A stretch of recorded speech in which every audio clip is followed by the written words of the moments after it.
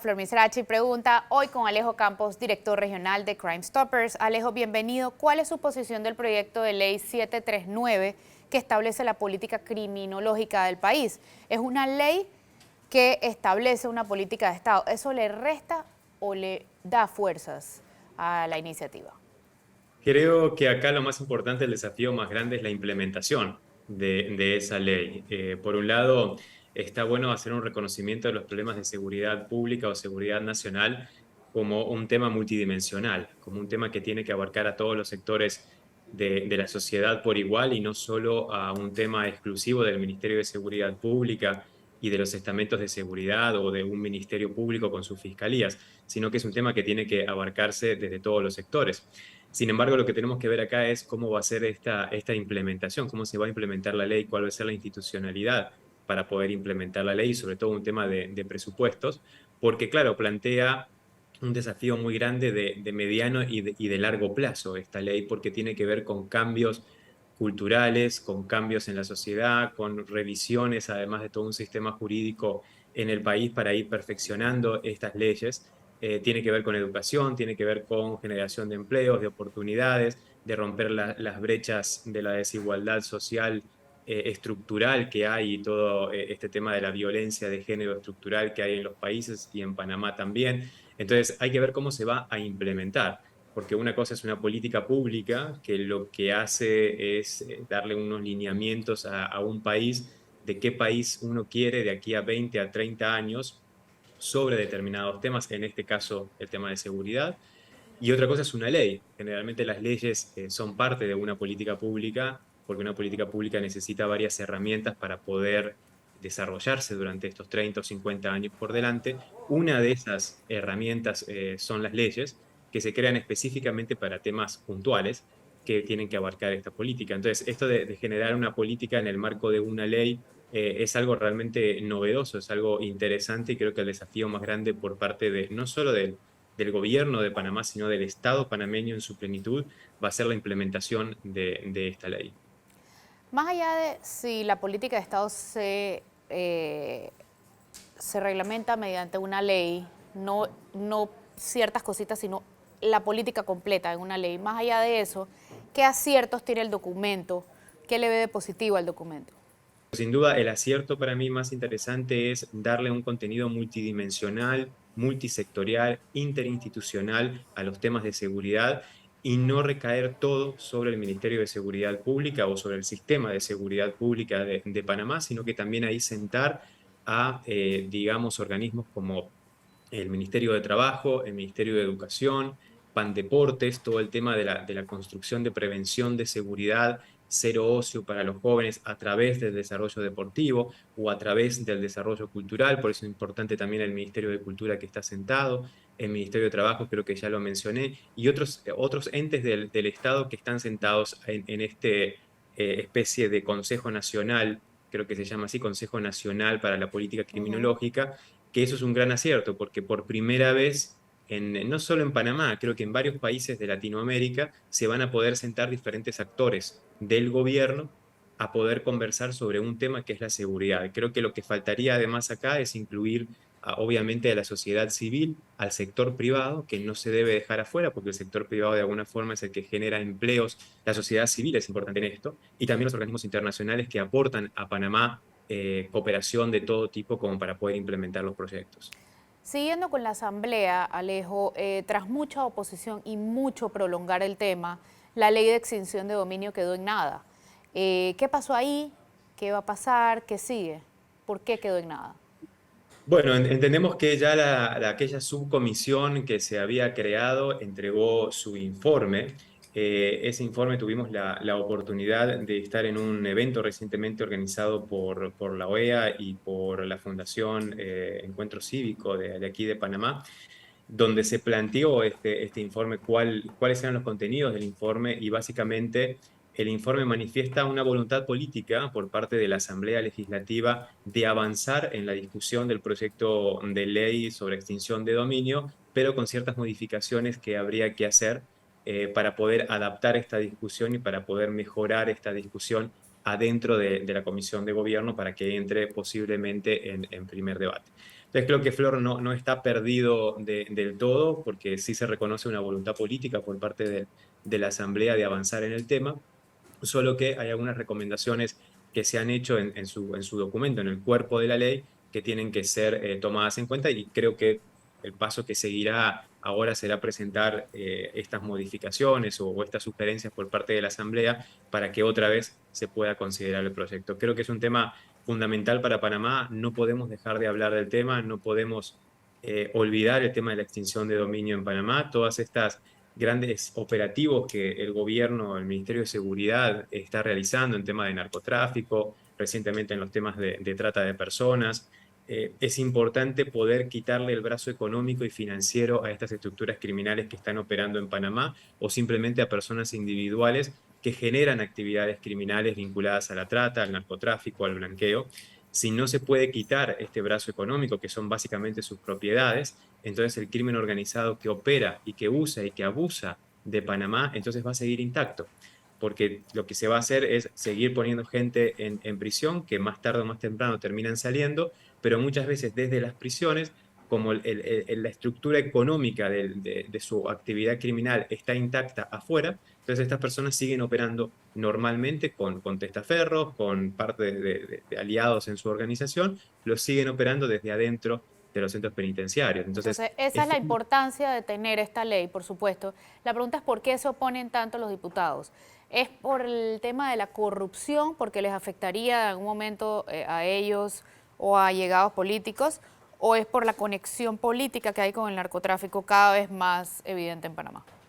creo que es una mezcla de todo y ha pasado en todos los países en donde una ley, un proyecto de ley de extinción de dominio se ha comenzado a debatir en la sociedad y después en la Asamblea.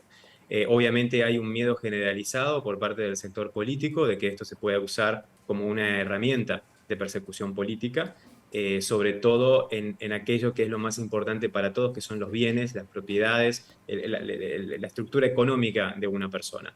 Entonces, este es uno de los mayores miedos, pero recuerdo las palabras del juez de Guatemala, que creo que estuvo en tu programa, Marco Vileda, que él decía a esta pregunta, bueno, pero al final cualquier ley en cualquier país puede ser usada con fines de persecución política si se usa mal, si se usa por parte de fiscales corruptos, de jueces corruptos. Entonces, acá lo importante es fortalecer y la mayor transparencia en la elección luego de los jueces y de los fiscales, que van a ser los que terminan implementando esta ley, haciendo las investigaciones y luego haciendo las sentencias. Entonces, son leyes que, si bien ha costado aprobarlas en los países, sus beneficios son muy grandes después, y creo que el sistema político también se tranquiliza una vez que la ley se empieza a implementar, porque se da cuenta que no se usa directamente como una herramienta de persecución política, sino que va directamente contra el crimen organizado. Claro, aquí entiendo que la pregunta que puede estar surgiendo es, bueno, pero ¿cuál es la relación entonces de la política y el crimen organizado, que lo vemos en muchos países de Latinoamérica? Ciertamente puede existir algo de eso y por eso también hay cierto miedo o prejuicio en cuanto a la aprobación de una ley. Creo que Panamá, sin lugar a duda, va hacia la aprobación de esta ley más tarde o más temprano, obviamente con un texto en el cual todo el sistema se sienta cómodo, pero Panamá va hacia eso y va a tener muy buenos resultados. Vamos a un cambio, ya volvemos y seguimos hablando un poco de trata de personas, del último informe de la Coalición Internacional contra las Economías Ilícitas que menciona a Panamá y otras cositas. No se vayan, esto es Flor Miserachi Preguntas, hoy con Alejo Campos, director regional de Crime Stoppers.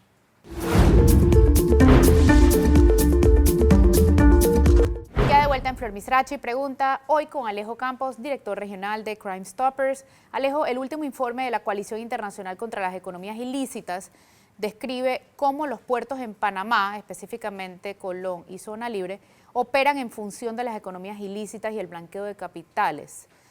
¿Qué nos puedes contar de eso? Bueno, sí, lamentablemente otra vez aparece Panamá y aparece Colón y la zona libre de Colón en uno de estos informes internacionales. Este es un informe que realizó David Luna en los Estados Unidos y que obviamente va a tener ciertas repercusiones, por lo menos en los temas de percepción, que es lo que más hay que cuidar. Tenemos que tener acá presente que, digamos, el crimen organizado internacional nuevamente abusa de estos hubs logísticos internacionales, y uno de esos hubs logísticos internacionales para el comercio internacional es precisamente Panamá. con una infraestructura portuaria de primer nivel, con el Canal de Panamá, con las zonas libres, especialmente la zona libre de Colón, que por ahí están moviendo entre el 6 y el 7% del comercio internacional. Y al mismo tiempo, recordar, esto como un preámbulo de lo que vamos a decir, que hoy en día digamos, el comercio internacional se mueve en un 90% a través de barcos y a través, obviamente, de toda la infraestructura portuaria y todo el hub logístico que hay vinculado a los barcos.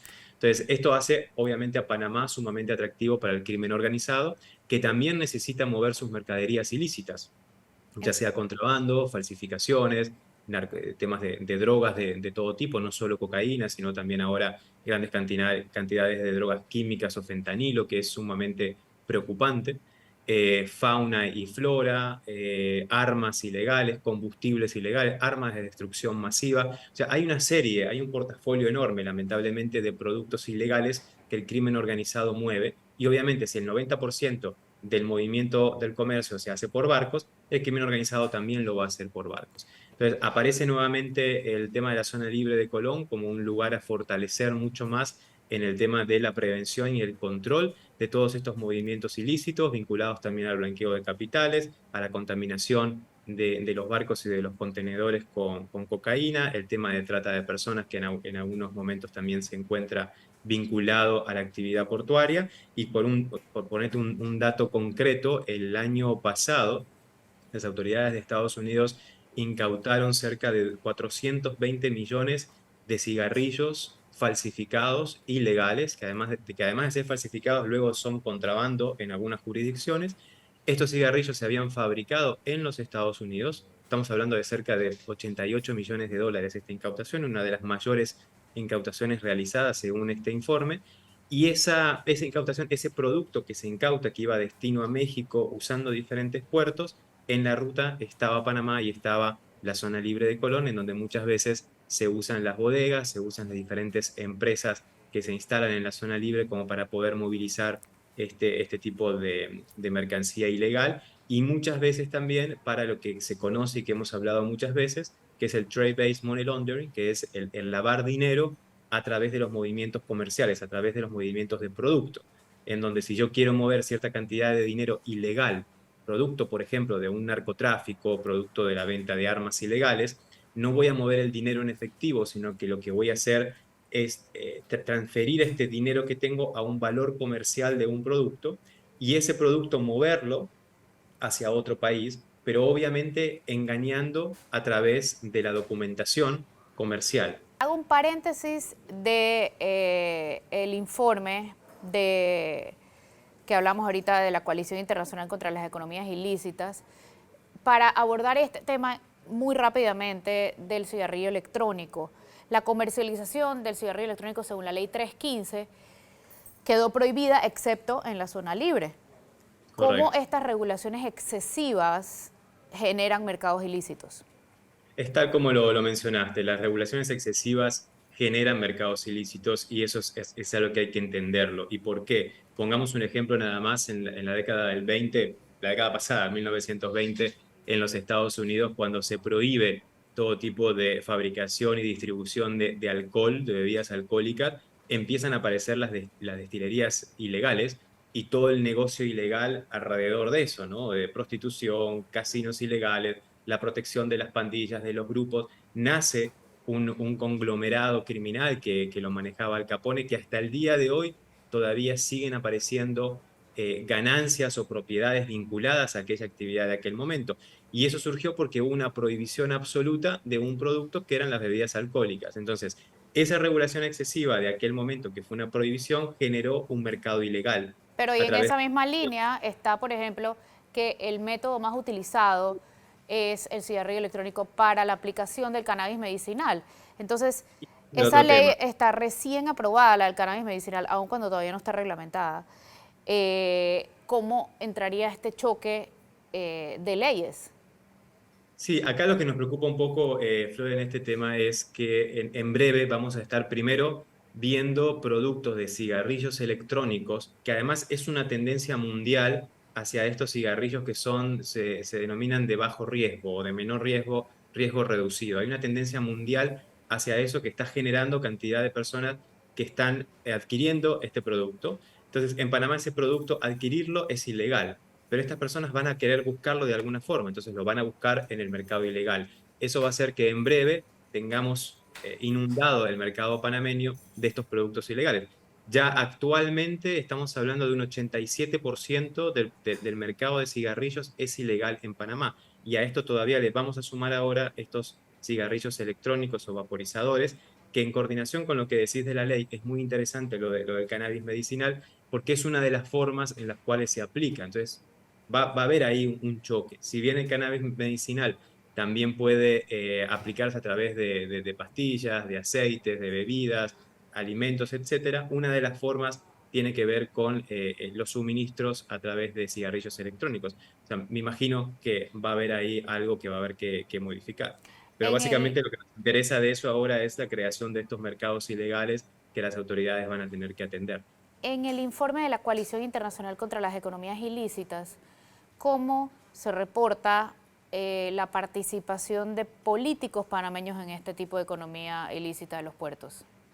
Mira, hay un tema ahí que se habla de la cleptocracia. Recientemente también estuvimos en México con un grupo, una delegación de Panamá, que fuimos invitados por el IRI, el Instituto Republicano Internacional, a hablar sobre estos temas de cleptocracia. Y casualmente aparece esto mismo también en el informe que acabas de mencionar, en donde obviamente para que estas infraestructuras críticas, que así se le denominan, como a los puertos, zonas libres, etcétera, puedan ser usadas a nivel del comercio internacional ilegal, o sea, de las estructuras criminales, tiene que haber un vínculo con la corrupción y con la cleptocracia, porque si no sería muy difícil, porque estamos hablando acá que intervienen sistemas de aduanas, sistemas de puertos, sistemas de seguridad, temas de blanqueo. Hay cantidad digamos, instituciones que tienen que ver con lo público, que están involucradas en la operación legal de toda esta infraestructura internacional del comercio.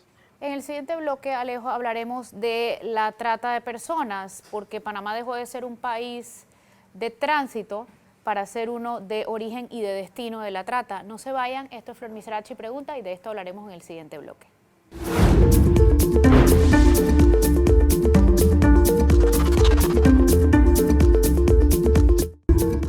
Ya de vuelta en Flor Misrachi Pregunta, hoy con Alejo Campos, director regional de Crime Stoppers. Alejo, Panamá dejó de ser un país de tránsito, de trata, para ser un país de origen y destino. ¿Cómo, cuándo, por qué pasó eso? Mira, esto, Flor, es una consecuencia inmediata del COVID. Recordemos que Panamá siempre fue tránsito de trata, pero en algún momento las fronteras se cerraron. Muchas víctimas quedaron aquí atrapadas también en Panamá, como en otros países. Entonces eso hace una mutación, porque estas víctimas había que explotarlas. El tratante no iba a dejarlas durante toda la pandemia simplemente en un hotel y darles alimentación. Entonces empezó a hacer una explotación local aquí en Panamá, y como los hoteles estaban cerrados, empezaron a usar muchos PHs o condominios privados, que es lo que ahora estamos viendo en muchas denuncias y muchos operativos que está haciendo la autoridad en Panamá, en donde hay PHs de zonas como Punta Pacífico, San Francisco, Paitilla, etcétera, que se ven involucrados en situaciones de trata de personas que se están usando para explotar a estas mujeres y niñas principalmente en situaciones de explotación sexual. O Entonces la sea trata que está hay una vinculación entre la trata y los flujos migratorios. En cierto modo sí, son cosas completamente diferentes, pero ¿qué sucede?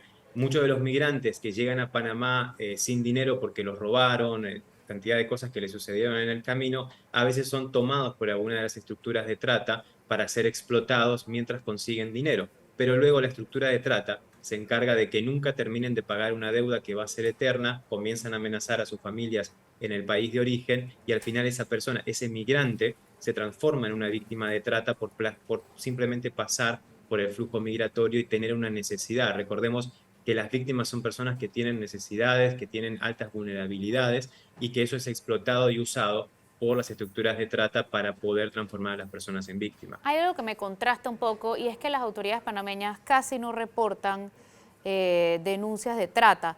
¿Qué pasa con las denuncias de Crime Stoppers en este tema? Y me gustaría saber si el Estado no investiga las denuncias que recibe Crime Stoppers de trata o las personas que denuncian solo lo hacen ante Crime Stoppers por desconfianza en el sistema judicial panameño? Mira, hay de todo un poco acá. Nosotros tenemos cerca de 100 reportes de posibles situaciones de trata de personas, informaciones anónimas que recibimos a través de la plataforma. Algunas se han operativizado y están generando resultados, pero tenemos muchas que están en investigación y que estamos tratando de avanzar con las autoridades para saber el estatus de esas investigaciones. Sobre todo, Flor, porque atrás de una denuncia, si se constata que es real, lo que tenemos son personas, son seres humanos, principalmente mujeres y niñas, que podemos estar salvando y sacando de esta situación de trata.